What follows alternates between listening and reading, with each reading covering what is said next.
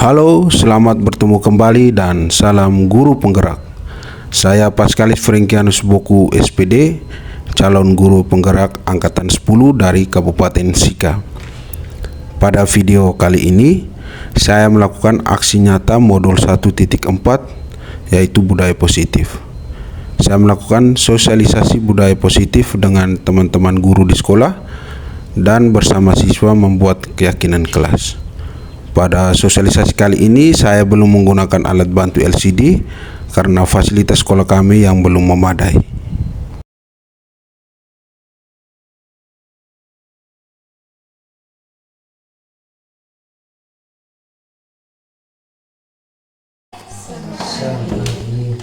Terima kasih sudah meluangkan waktu untuk mendengarkan sedikit. Saya berbagi praktik baik ya. Saya di sini bukan hebat sekali, bukan jago sekali ya, tapi saya berbagi sedikit pengetahuan saya selama mengikuti guru penggerak di modul pertama bagian keempat ya, terkait dengan budaya positif. Jadi ada beberapa hal yang saya ingin berbagi di sini terkait perubahan paradigma, disiplin positif, motivasi perilaku manusia, posisi kontrol seorang guru, kebutuhan dasar, segitiga restitusi, dan keyakinan. Untuk perubahan paradigma belajar, budaya positif merupakan perwujudan dari nilai-nilai yang diterapkan di sekolah. Kemudian ada budaya positif diawali dengan perubahan paradigma tentang teori kontrol. Selama ini barangkali kita sebagai guru merasa berkewajiban mengontrol perilaku siswa agar memiliki perilaku sesuai dengan yang kita harapkan. Kemudian yang terakhir terkait dengan perubahan paradigma belajar itu, budaya positif di sekolah adalah nilai atau keyakinan ataupun juga kebiasaan-kebiasaan di sekolah yang berpihak pada murid, yang nantinya membuat murid itu dapat berkembang menjadi pribadi yang kritis, penuh hormat dan bertanggung jawab. Kemudian yang berikut terkait dengan disiplin positif. Jadi disiplin positif sendiri itu merupakan salah satu cara penerapan disiplin yang bertujuan untuk menumbuhkan kesadaran serta memberdayakan anak untuk melakukan sesuatu tanpa sogokan, ancaman ataupun hukuman. Terkadang kita punya anak-anak itu mau melakukan sesuatu itu mungkin karena mereka takut dengan kita, nanti kita hukum mereka, ataukah mereka mau berbuat sesuatu itu mungkin karena diiming-imingi dengan sebuah penghargaan atau imbalan. Ada 3 motivasi perilaku manusia. Jadi ada yang pertama untuk menghindari ketidaknyamanan atau hukuman. Jadi mungkin terkadang kita punya anak-anak atau kita mau melakukan sesuatu itu karena hanya untuk menghindari hukuman atau menghindari ketidaknyamanan. Kalau saya tidak buat ini, kira-kira Pak Guru akan pukul saya atau buat apa dengan saya, seperti misalnya kalau saya tidak kerja tugas atau PR matematika, pasti Pak Guru pasti pukul saya setengah mati. Kemudian motivasi yang kedua adalah untuk mendapatkan imbalan atau penghargaan dari online.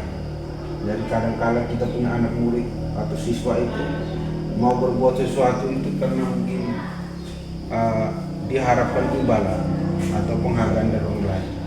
Misalnya dalam pembelajaran di kelas, ketika kita bertanya kepada murid, semuanya tidak menjawab. Tapi ketika kita mengatakan siapa yang berani menjawab atau siapa yang jawab duluan, nanti Pak atau Ibu akan kasih ini. Pasti mereka mungkin salah benar, mereka akan angkat tangan untuk menjawab. Kemudian motivasi yang ketiga adalah untuk menjadi orang yang mereka inginkan dan menghargai diri sendiri dengan nilai-nilai yang mereka percaya. Jadi mereka melakukan sesuatu itu karena nilai-nilai yang mereka yakini dan mereka hargai. Mereka juga melakukan sesuatu karena ingin menjadi orang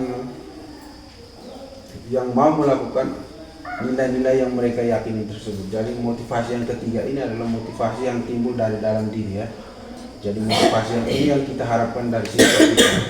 Ya, untuk kita sendiri juga ya, kita sangat berharap motivasi ini ada pada diri kita ya. Jadi untuk menjadi orang yang mereka inginkan atau menghargai diri sendiri dengan nilai-nilai atau keyakinan-keyakinan yang mereka percaya.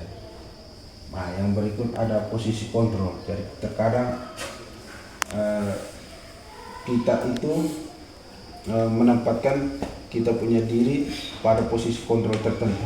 Jadi yang di posisi kontrol restitusi ini ada 5. Yang pertama itu sebagai penghukum. Terkadang kita guru untuk bersifat atau memposisikan diri pada posisi kontrol menghukum.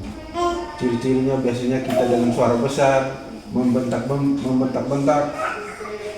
Nah, hasilnya itu atau dampaknya terhadap murid itu kemungkinan murid akan marah atau mendengar. Misalnya dalam proses pembelajaran di kelas, kita panggil anak yang bermasalah, kita panggil dia ke depan, kemudian kita berikan hukuman.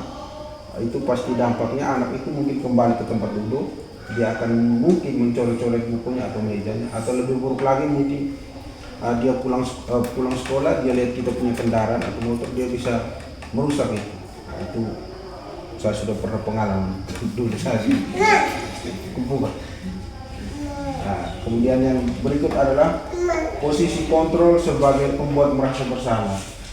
Nah, posisi ini biasanya tipenya itu biasanya kita guru ataukah orang tua itu biasanya dengan nada membelas, nadanya lembut. Biasa kalimatnya biasa seperti ini.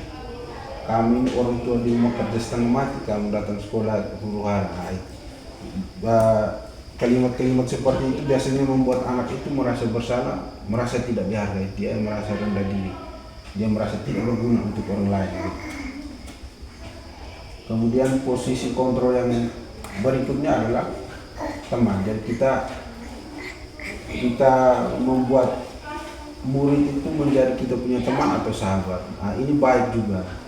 Baiknya itu kita bisa mengontrol murid dengan pendekatan yang persuasif.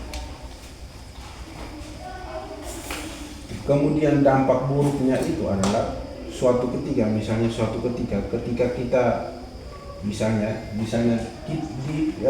anak yang bermasalah tadi, kemudian kita tidak melakukan bantuan atau tidak memberikan bantuan kepada mereka, pasti mereka sangat kecewa. Oh, saya pikir ibu atau pak ini saya punya teman, padahal pak atau ibu itu tidak bisa membantu saya. Dampaknya pada murid itu, murid akan merasa senang dan akrab. Ini yang dampak positifnya. Murid akan merasa senang dan akrab dengan gurunya. Hanya saja di sisi negatifnya, murid menjadi tergantung pada guru tersebut. Bila ada masalah, dia merasa bisa mengandalkan guru tersebut untuk membantu. Akibat lain, kadang ada anak yang misalnya guru A suruh dia mau, tapi guru B suruh dia tidak mau, karena dia berteman dengan guru si A. Seperti itu. Kemudian posisi kontrol yang keempat adalah sebagai pemantau. Jadi di posisi kontrol ini kita menempatkan diri kita itu seperti itu. Biasanya dengan nada posisi kontrol pemantau itu biasanya nadanya datar saja. Pasti dia misalnya anak berbuat masalah atau datang terlambat misalnya, pasti dia tanya peraturan seperti apa. Oh, peraturannya seperti ini. Nah, konsekuensi atau sanksinya seperti apa. Jadi dia tidak akan menghukum atau tidak memukul siswa tersebut. Kemudian posisi kontrol yang terakhir adalah sebagai manajer. Posisi kontrol di sini di mana guru berbuat sesuatu bersama muridnya. Jadi ketika anak bermasalah atau ada tindakan-tindakan dari murid yang tidak sesuai dengan aturan, pasti guru dengan murid tersebut bersama-sama mencari solusi, berdiskusi ya. Jadi mempersilahkan murid untuk mempertanggungjawabkan perilaku, kemudian mendukung murid agar menemukan solusi atas permasalahan sendiri. Jadi kita hanya sebagai fasilitator saja.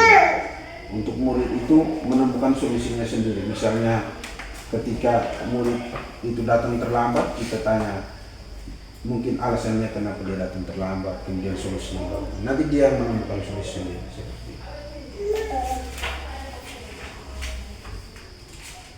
Nah, berikut ada kebutuhan dasar manusia. Jadi untuk kebutuhan dasar itu ada 5: bertahan hidup, kasih sayang dan rasa diterima, kesenangan, kebebasan, dan penguasaan. Jadi setiap murid yang bermasalah itu pasti punya alasan sendiri untuk memenuhi kebutuhan dasar mereka ya.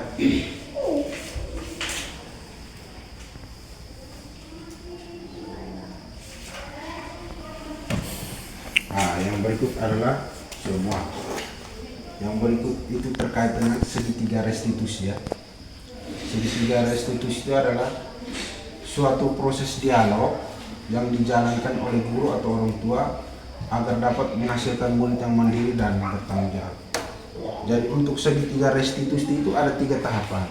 Tahapan yang pertama adalah menstabilkan identitas. Jadi segitiga restitusi ini adalah salah satu cara yang kita gunakan untuk mengatasi siswa-siswa yang bermasalah. Jadi siswa-siswa yang bermasalah kita tidak selamanya pakai pukul ya. Kita bisa menggunakan ini tahapan segitiga restitusi. Tahapan yang pertama tadi menstabilkan identitas. Nah, pada tahapan ini mungkin kita bisa menggunakan kalimat ataukah seperti ini. Setiap orang pasti berbuat salah. Kamu bukan satu-satu orang yang pernah berbuat salah, seperti itu. Kemudian tahapan yang kedua adalah kita memvalidasi tindakan yang salah. Mungkin kalimat atau pernyataan yang kita sampaikan, contohnya seperti ini. Apa alasanmu untuk melakukan ini? Atau kamu melakukan ini pasti punya tujuan tersendiri ataukah seperti apa begitu. Kemudian yang tahap yang ketiga adalah menanyakan keyakinan. Pada tahap ini kita nanti tanya ke murid itu terkait dengan keyakinan kelas yang kita sepakati atau kesepakatan kelas. Keyakinan kelas itu seperti peraturan kelas. Jadi peraturan yang kita buat bersama siswa. Tapi dia bukan bentuk peraturan ya. Karena peraturan itu biasanya isinya terkait dengan larangan-larangan atau sanksi-sanksi. Kalau keyakinan kelas ini bahasanya lebih positif ya. Oke, yang berikut. Jadi Bapak Ibu guru pasti, saya yakin ya, pasti dalam mengatasi masalah pasti sudah pernah menerapkan ini, tapi belum utuh ya. Misalnya bertanya, menstabilkan identitas, kemudian validasi tindakan yang salah, tapi mungkin yang menanyakan keyakinan atau mencari solusi bersama mungkin ada yang sudah pernah melakukan, tapi ada yang belum. Kemudian keyakinan kelas. Jadi dalam program pendidikan guru penggerak, jadi kita diharapkan untuk apa ya? Sebelum memulai pembelajaran kita membuat keyakinan kelas. Dan keyakinan kelas ini berisi tentang kalimat-kalimat positif yang akan kita jalankan bersama siswa. Jadi tujuannya adalah untuk membuat pembelajaran itu lebih efektif. Jadi bisa membantu guru dan siswa untuk berkolaborasi. Prosesnya begitu. Proses untuk pembuatan keyakinan kelasnya yang pertama kita curah pendapat. Jadi kita dengan siswa itu kita bercurhat. Kemudian kita mencatat segala masukan dari murid. Kemudian bentuk kalimatnya mesti kalimat positif. Jadi misalnya ada siswa yang mengungkapkan pendapatnya terkait dengan keyakinan kelas, misalnya jangan mengganggu teman lain selama proses pembelajaran. Nah, itu kita bisa ganti kalimat itu dengan saling menghormati atau menghargai, seperti itu. Salah satu contoh. Saya yakin Bapak Ibu pasti sudah tahu, sudah paham ini. Kemudian keyakinan kelas itu setelah kita tinjau kembali, nanti kita tulis atau kita buat poster, kemudian kita tempelkan di depan atau di belakang kelas. Kemudian keyakinan kelas isinya jangan terlalu banyak, mungkin 3 atau sampai 7 poin saja. Nah, supaya mudah diingat oleh warga kelas ini. Oke, di sini sudah selesai.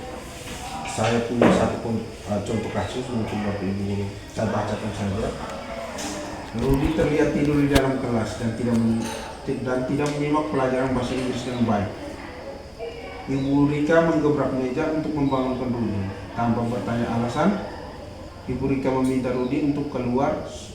Semenjak peristiwa itu, Rudi tidak masuk untuk mengikuti pelajaran bahasa Inggris lagi, padahal ia ada di sekolah. Kira-kira Ibu Rika di sini dalam contoh kasus ini, dia menempatkan posisinya pada posisi kontrol apa? Ada 5: penghukum, pembuat merasa bersalah, teman, pemantau, manajer. Kira-kira Ibu Rika ini ada di posisi kontrol mana? dia sebagai apa? Penghukum kan, membuat merasa bersalah kan. Jadi dulu luar. Nah, jadi Ibu Rika tadi dia memposisikan diri sebagai dia posisi kontrolnya sebagai penghukum kan, karena dia suaranya besar, dia menggebrak meja gitu.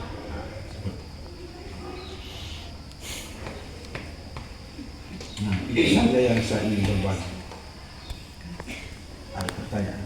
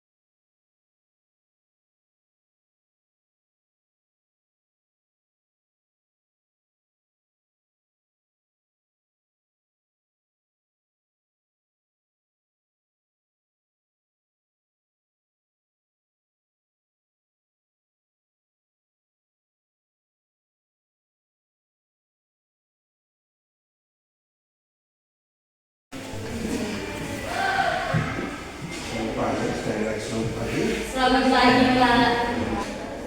Kali terus berapa? 10 menit. 10 ya? Iya. Sudah siswanya? 17. 17 ya? Iya. Yang lain tidak ada kan? Iya.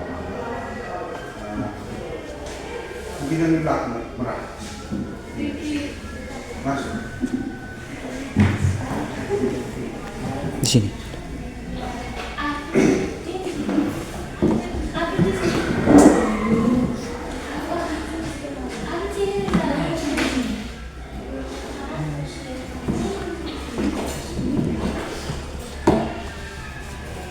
Kelas kalian, jadi hari ini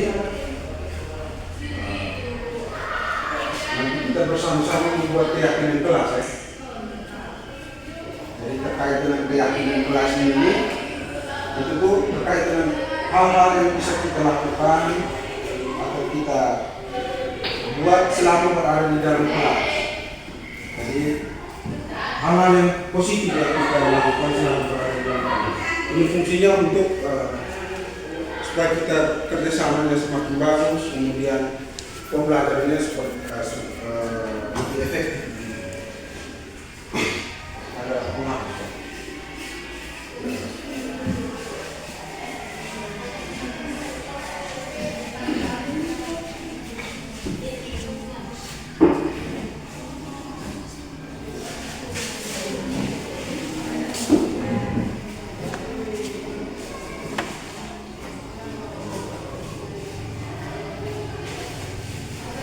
Jadi keyakinan kelas ini beda dengan peraturan kelas ya. Dan kalau peraturan kelas sebuah aturan pasti ada hal yang bersifat larangan, dan kalau kita melanggar larangan tersebut kita akan dikenai sanksi ya atau konsekuensi. Dari keyakinan kelas ini tidak dikenai sanksi ya. Dia itu dari kita mengutarakan kita punya pendapat yang bersifat positif. Jadi kalau ada yang masih bersifat negatif, nanti kita rubah redaksi kalimatnya menjadi kalimat yang positif.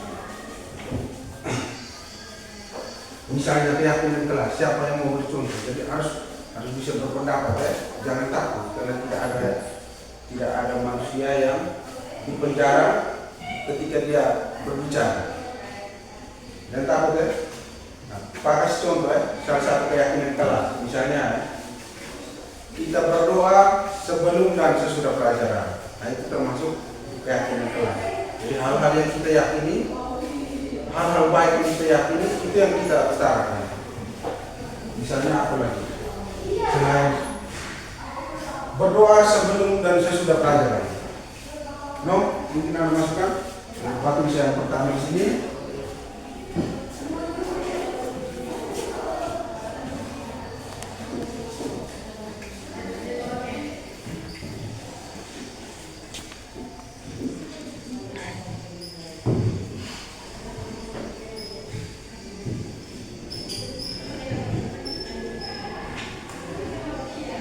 Berdoa sebelum dan sesudah pelajaran. Oke. Hal yang kedua apa? Melakukan literasi sebelum dan belajar. Oke. Literasi ya, bagus ya, bagus.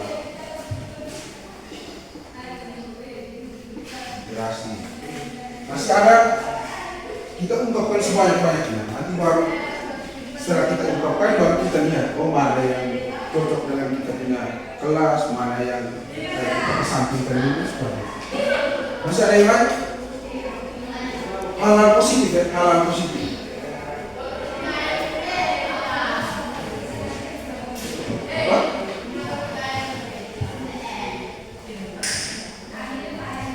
Dia apa ungkapkan saja. Jangan takut salah itu benar. No? Oke.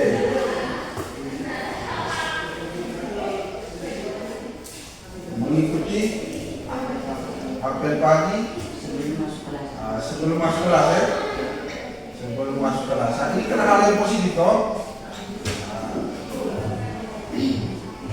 Masih ada yang lain?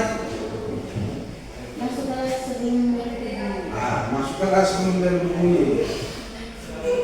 Ini termasuk hal yang positif. Masuk kelas sebelum berbunyi ya.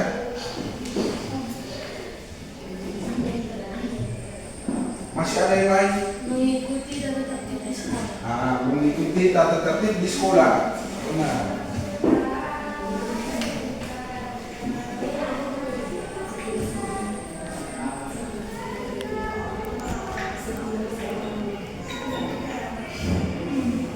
Mengikuti tata tertib di sekolah. Wajib berbahasa Indonesia di dalam kelas maupun di luar kelas. Iya, wajib menggunakan bahasa Indonesia kan? Wajib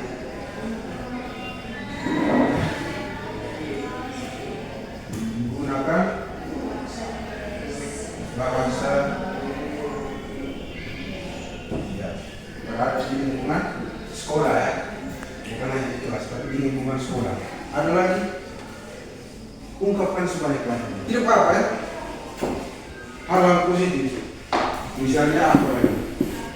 Mengumpulkan tugas tepat waktu. Iya, mengumpulkan tugas tepat waktu boleh.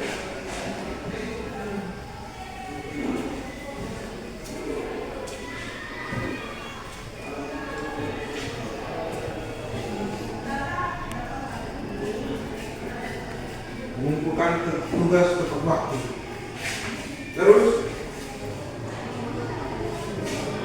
masih ada? No, ayo. Tidak apa-apa berbicara ya. Tidak ada yang kurang.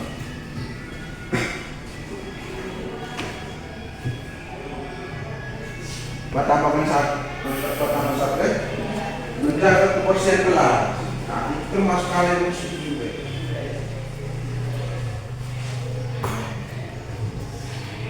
Jaga kebersihan kelas. Masih ada? Menjaga keamanan kelas.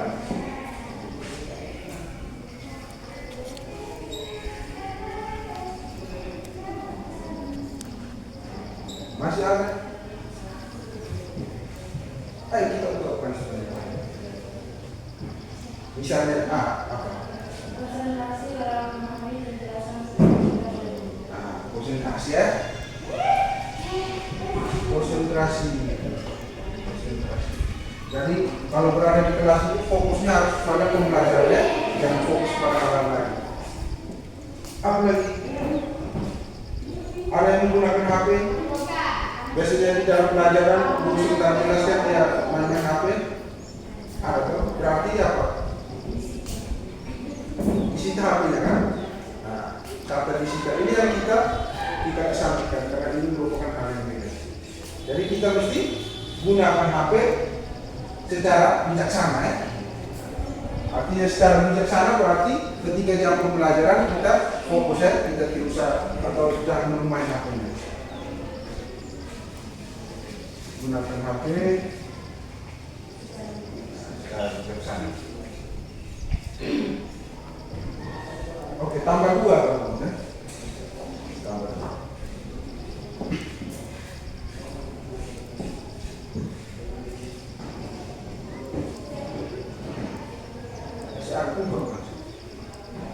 Misalnya dalam pembelajaran ada yang suka mengganggu temannya, ada tidak di situ.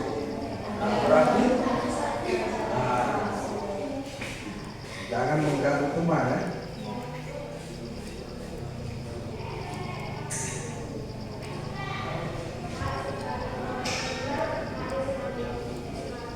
Jangan mengganggu teman saat KBM, saat kegiatan belajar mengajar itu berlangsung. Tambah 1 ya.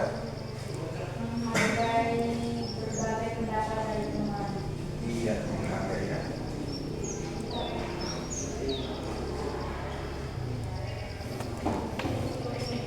Oke, sudah. Sekarang kamu minta satu orang untuk membacakan kembali yang kita dengan keputusan.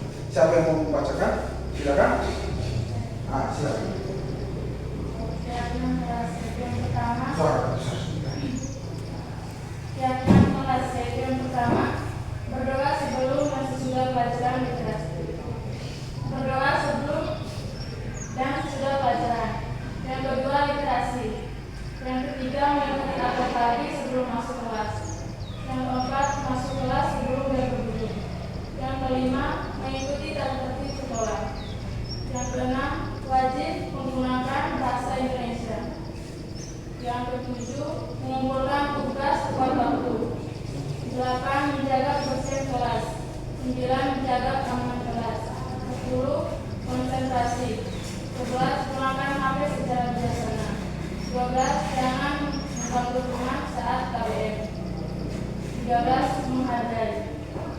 Ada 13 ya poinnya. Iya. Kalian ungkapkan. Nah, di sini kita akan sepakati bersama terkait hal-hal apa saja yang boleh kita lakukan di dalam kelas dan hal-hal apa saja yang mungkin tidak boleh kita lakukan di dalam kelas ya.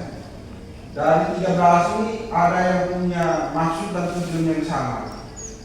Seperti ini, yang ini.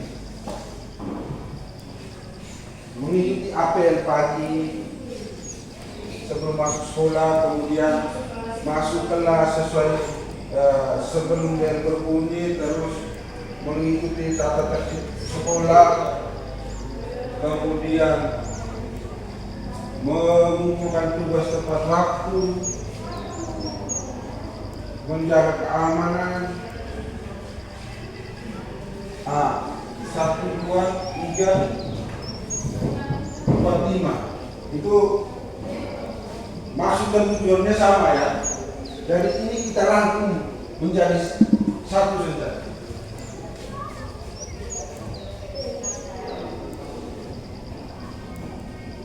Jadi yang pertama itu berdoa ya. Berdoa sebelum dan sesudah pelajaran. Jadi kita semua kita di sini kan pasti punya keyakinan ya, punya agama. Jadi kita mesti memulai aktivitas dan mendukung aktivitas itu dengan mengandalkan Tuhan ya, sehingga prosesnya bisa berjalan dengan. Kemudian yang kedua itu literasi ya. Literasi itu apa literasi?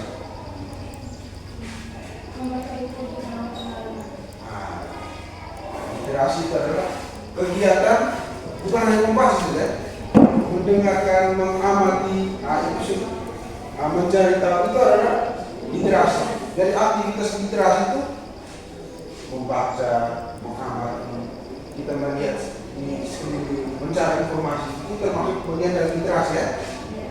Oke. Kemudian yang pada bawah itu kira-kira kita simpulkan jadi apa? Simpulkan satu kata atau dua kata saja. Mengikuti apel pagi sebelum masuk kelas sebelum bel berbunyi, mengikuti tata tertib di sekolah, mengumpulkan tugas tepat waktu, menjaga keamanan. Itu kita rangkum atau kita ganti dengan sebuah kata yang mewakili apa? Kata apa? Tata tertib itu berhubungan dengan apa? Tata tertib. Peraturan. Nah, keyakinan kelas itu beda dengan peraturan ya. Jadi peraturan itu kalau tata tertib kan kalau kita langgar kan pasti ada sanksinya toh. Nah, keyakinan kelas itu tidak. Jadi tujuannya agar adik-adik semua bisa memunculkan motivasi dari dalam diri. Jangan karena saya tidak kumpul tugas nanti saya nanti hukum. Tapi karena memang engkau kumpul tugas karena memang engkau mau niat belajar seperti itu. Jadi motivasi dari dalam diri. Jadi ada beberapa ini pas simpulkan dengan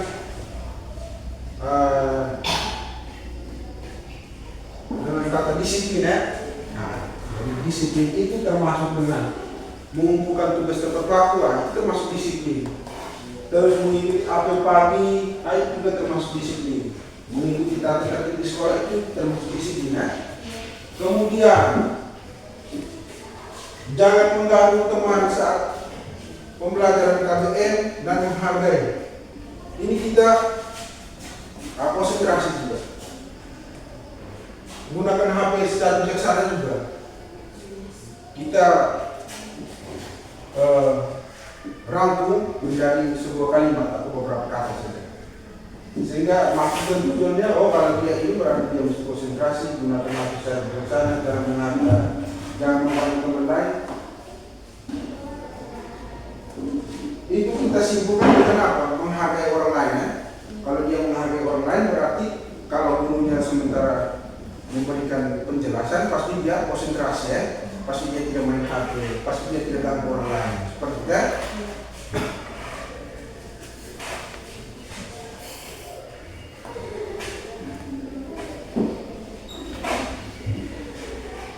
Menghargai teman ya, atau menghargai orang lain.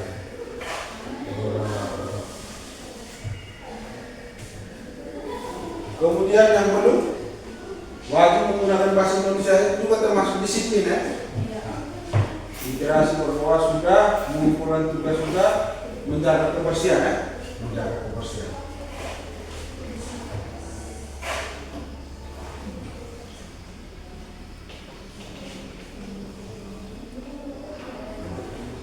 Menjaga kebersihan kelas. Jadi ada berapa poin yang kita sepakati? 5. Nah, jadi selama proses KBM atau selama berada di sekolah ini, keyakinan ini yang akan menjadi panduan kita. Misalnya suatu waktu atau besok, Long ini datang terlambat, berarti dia sudah melanggar keyakinan yang mana? Misalnya dia datang terlambat ke sekolah. Nah, disiplin ya. Tapi ketika kau datang terlambat ke sekolah, berarti kau sudah melanggar keyakinan kelas yang kita sepakati hari ini bersama terkait dengan disiplin. Konsekuensinya nanti kembali lagi ke engkau sendiri. Berarti nanti engkau datang terlambat ke sekolah itu mungkin malamnya apa? Begadang ya, main game atau meeting. Nah, solusinya biar jangan datang terlambat harus seperti itu. Jadi di sini Pak sudah punya sebuah kertas. Nanti di sini kita akan tulis keyakinan kelas kita yang kita sudah bahas ini. Ke dalam kertas ini nanti baru kita tempelkan di depan kelas ya, atau di belakang kelas supaya kita bisa mengingat bersama.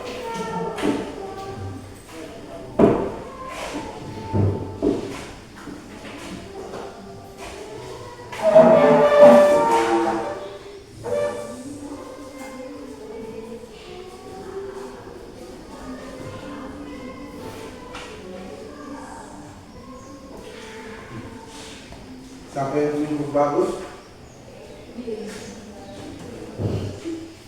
Engkau tulis kembali. Jangan terlalu besar juga. Tapi jangan terlalu kecil juga ya.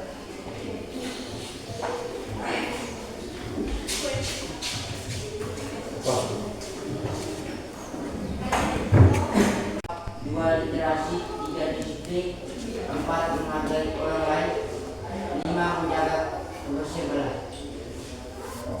Terima kasih ya.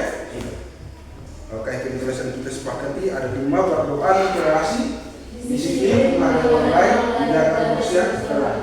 Jadi hal-hal baik yang kita sudah sepakati hari ini, kalian harus jalankan ya. Supaya nantinya kalian ke depannya menjadi orang yang sesuai dengan yang kalian inginkan. Seperti itu. Untuk hari ini terima kasih atas waktunya. Langsung selesai ya.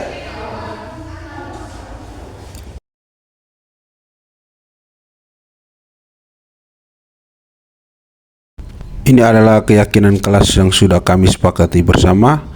Yang pertama adalah berdoa sebelum dan sesudah melakukan aktivitas atau kegiatan belajar mengajar. Yang kedua literasi, yaitu mengisi waktu kosong dengan kegiatan literasi. Yang ketiga disiplin. Yang keempat menghargai orang lain. Dan yang kelima adalah menjaga kebersihan kelas. Keyakinan kelas ini akan kami tempel di depan kelas agar semua warga kelas bisa melihat dan menjalankan keyakinan yang sudah kami sepakati. Dan keyakinan kelas ini juga akan ditantangani oleh semua warga kelas.